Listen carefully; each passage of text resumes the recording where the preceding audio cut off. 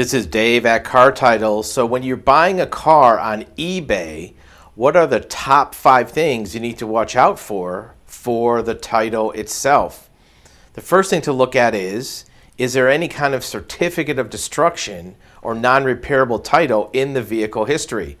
Many of these cars that are on eBay have come from either Copart or IAAI insurance auctions, and they've been issued a certificate of destruction, which basically cancels that VIN number. So if you're not getting a title with the vehicle, you want to make sure that there's no certificate of destruction that's been issued.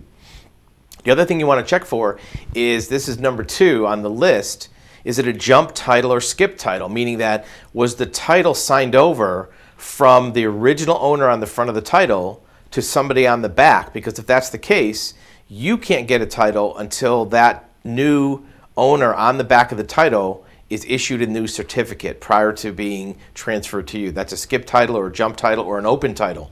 If it's an open title, that means the person just signed it and wrote nothing in on the back.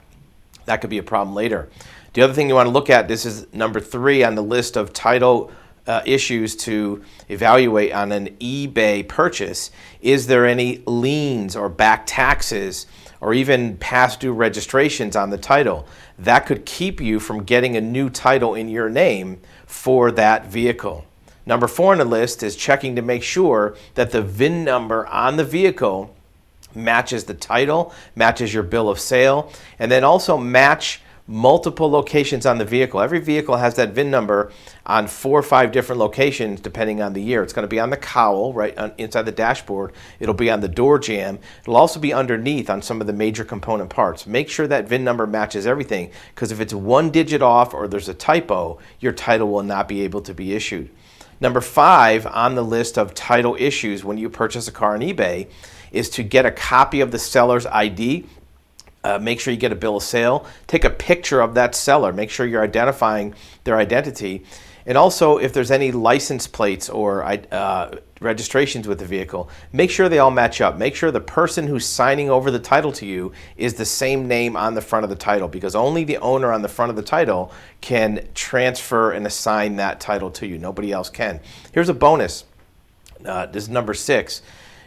Make sure that there's no duplicate titles been issued. Sometimes a seller of a vehicle will get a duplicate title for the vehicle and sign over to you the original title. If that's the case, that original title has become void when that duplicate's issued. So you want to make sure that you're getting the actual valid active title.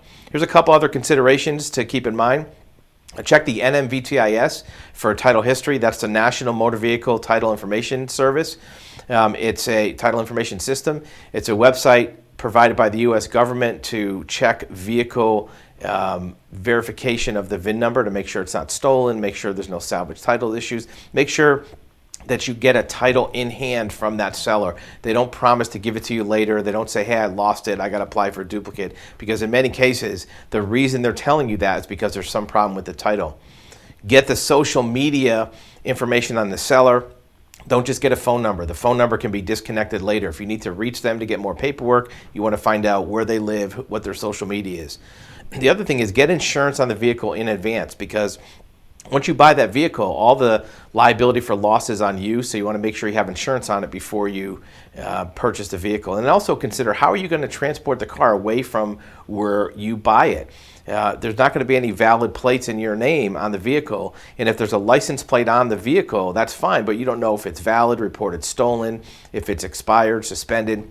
Because if you're driving that vehicle away from the purchase location and that license plate has a hit on it, you might get pulled over and your vehicle can be impounded. You might have fines, you might have other things. So consider how you're going to get that car away from where the purchase location is. Of course, these are all in addition to the regular inspection of the vehicle for condition, mechanical, all the other things you look at on the car. These are title issues to look at when you're purchasing a car on eBay.